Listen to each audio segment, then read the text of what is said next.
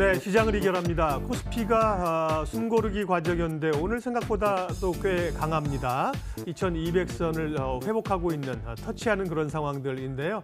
예, 시장 흐름들 어떤 변화가 있는지 다시 한번 점검하고요. 전략 세우겠습니다. IBK 투자증권 김혜은 연구위원 오셨어요. 어서 오세요. 안녕하세요. 그러게요. 이제 대형주냐 중소형주냐, 대형주를 좀 될 때가 됐다는 얘기들 하시는데 오늘 반도체주, 대형주 강합니다. 그 얘기 잠깐 하기 전에 네. 간밤에 있었던 미국 FOMC하고요, 또 미중 무역 협상이나 대외 변수들은 어떻게 돌아가고 있는 건지 체크해 주세요. 네, 먼저 FOMC부터 설명을 드리면요. 시장에서는 예상을 하던 게 이제 보유자산 축소와 관련된 일정이라던가 규모를 좀 언급을 하고, 그리고 점도표와 이제 경제 전망에 대해서 하향 조정할 거다라고 예상을 했는데, 예상하던 것보다 생각보다도 연준이 훨씬 더 세게 비둘기파적인 기조를 보였습니다. 사실 이 윗면에 있는 거는 글로벌 경기 둔화와 그리고 미중 무역 협상에 대한 불확실성, 이런 것들이 다 반영이 되어 있다라고 보고 있고요. 그래서 연준이 내놓을 수 있는 카드는 모두 내놓은 상황이다라고 볼 수 있습니다. 여기에다가 이제 장 막판에 이제 지수가 하락 전환하거나 이제 상승폭을 대부분 반납을 했던 거는 경기 둔화에 대한 우려가 조금 더 부각이 됐고요. 거기다가 플러스 미국과 중국의 무역 협상에 대한 불확실성이 부각이 됐기 때문이다라고 할 수 있습니다. 그래서 지금은 이제 연준에 대한 이제 결정보다는 앞으로의 경기 상황, 그리고 이제 이벤트가 계속 있는 미국과 중국의 무역 협상에 대한 것들에 좀 더 포커스가 맞춰질 거다라고 보고 있습니다. 네. 그러게요. 연준이 정말 비둘기적으로 돌아섰는데, 그런데 또 한편으로 보면 그렇게 사실은 경기 전망이나 이런 것들이 몇 개월 단위로 이렇게 확확 바뀔 수 있나 좀 의구심도 들어요. 지난번에 이 금리가 중립금리 수준까지 바로 밑에 근접했다. 그 얘기한 게 11월이거든요. 그렇죠. 그러다가 이제 1월 들어서는 갑자기 속도 늦추겠다고 하고 완전히 돌아서 버린 상황인데요. 예. 자, 그런가 하면 국내 증시가 말씀드린 것처럼 생각보다 오늘 강하고요. 외국인과 기관, 반도체주가 강한 건데 어떤 변화가 있는 걸까요? 아니면 약간 수급상의 단기적인 흐름일까요? 우선 이제 FOMC가 워낙 이제 비둘기파적으로 네. 발언을 했기 때문에 거기에 대한 이제 긍정적인 반응이다라고 볼 수 있을 것 같고요. 근데 이 이면에는 사실 경기 둔화에 대한 것들이 남아있기 때문에 오늘 강하게 상승한다라고 해서 앞으로 추세적으로 상승할까에 대해서는 사실 의문이 있는 상황이다라고 볼 수 있습니다. 특히 지금 삼성전자랑 SK 하이닉스가 어제 오후 2시부터 이제 급격하게 상승을 하면서 어제 이제 하락폭도 좀 그렇죠. 축소를 했고요. 예. 오늘 같은 경우도 지수 상승을 이끌고 있는 상황인데, 이제 전날 이제 새벽에 이제 마이크론이 실적 발표를 했죠. 실적이 그래도 생각보다 방어적이었다, 양호했다라는 이제 평가들도 있기 때문에 아무래도 좀 긍정적이다라고 할 수 있는데, 좀 약간의 저가 매력도 부각이 됐었던 게 있을 것 같고요. 하지만은 앞으로 이제 반도체 업황에 대해서 상반기까지는 그래도 이제 좀 둔화되는 모습이 나타나고 가격적인 측면에서도 공급 과잉이 나타나고 있기 때문에 지금 이제 강하게 상승하는 따라에서 지금 이제 추가적으로 매수하기에는 사실 부담스러운 상황이다라고 볼 수 있을 것 같아서 좀 추세적으로 좀 지켜볼 필요는 있는 상황이다라고 볼 수 있습니다. 그러게요. 반도체가 지금 계속해서 가격이 떨어지고 수요도 부담스러운데 마이크론 효과라든지요. 뭔가 이제 가격 사이클에서 돌아 나온다든지 이런 그 징후들을 조금 포착하지 않았나 그런 생각이 좀 드는데요. 그러면 지수 흐름 자체는 대략 좀 올라오는 상황 2200선인데 어쨌든 탄력 있게 가기는 아직까지 좀 힘든 국면이다 이렇게 보시는 거죠? 네, 그렇죠. 아무래도 이제 미국과 중국의 무역 협상과 관련해서 저는 이제 계속 장기적으로 이제 진행이 될 수밖에 없다라는 입장이라서 이런 것들이 계속 부각이 되면은 다시 이제 지수는 좀 상승하다가 또 하락 압력을 받을 테고요.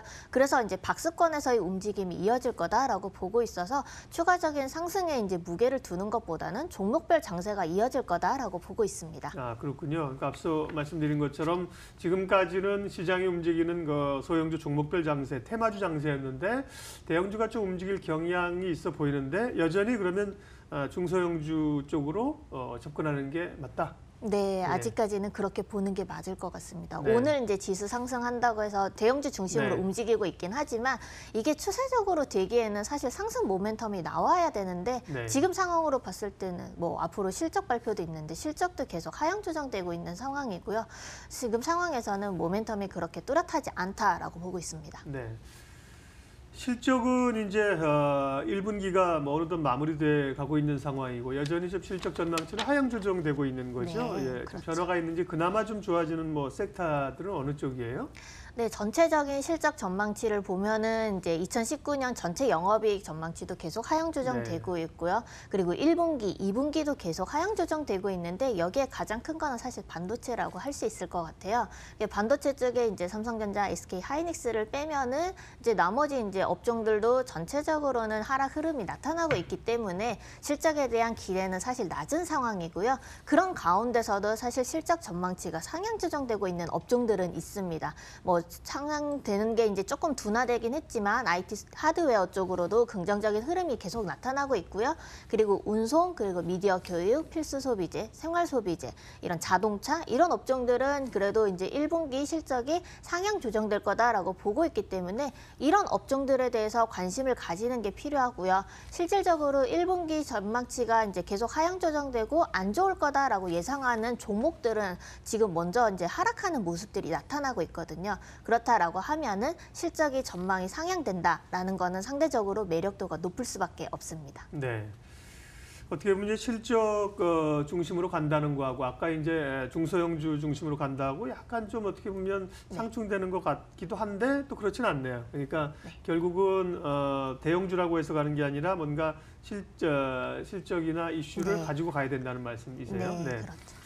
FOMC가 끝났고요. 이번 주 이제 또 EU 정상회담 있잖아요. 네. 브렉시트 관련된 얘기들도 어떻게 주말이 나오면 대략적인 방향이 좀 나올 텐데요.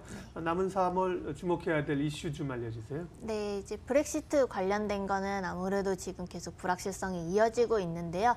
영국 하원에서 이제 연기하기로 결정을 했고 거기다가 이제 메이 총리가 6월 30일까지로 연기하겠다고 EU에다가 이제 협상안을 이제 보낸 상황입니다.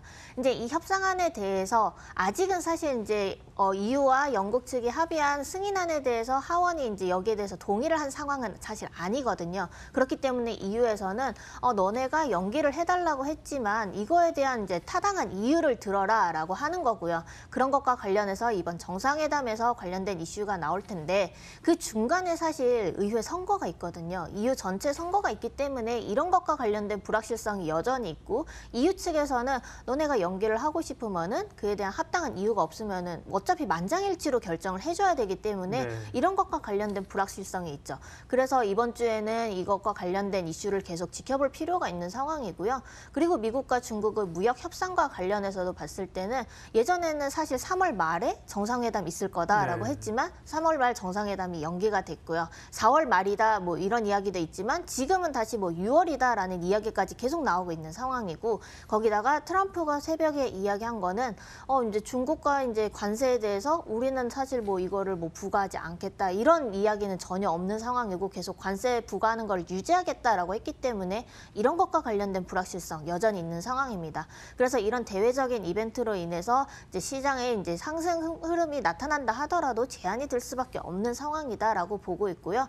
플러스 이제 연준에서도 말했듯이 전체적인 글로벌 경기 둔화 흐름 이런 것들은 지표로 조금씩 확인이 되고 있는 상황이고 앞으로도 이제 특히 국내 같은 경우 수출 쪽 중심으로 봐야 되겠죠. 이런 것들 계속 지켜볼 필요가 있습니다. 예, 오늘 비교적 대형주 반도체를 중심으로 강하게 오릅니다만 어쨌든 상승의 위쪽으로는 여전히 좀 제한적인 시각을 그대로 유지하셨습니다. 시장을 이겨라 IBK 투자증권 김혜은 연구위원 함께했습니다. 수고하셨습니다. 감사합니다. 예, 어쨌든 오늘은 강합니다. 코스피가 22포인트 올라서 2200선 다시 턱 밑까지 올라와 있고요. 코스닥은 오늘은 이제 코스피보다는 조금 탄력이 둔합니다. 3포인트가량 올라서 진행이 됩니다. 출발 마켓온 2부 오늘 여기까지 하겠습니다. 함께해 주셔서 고맙습니다.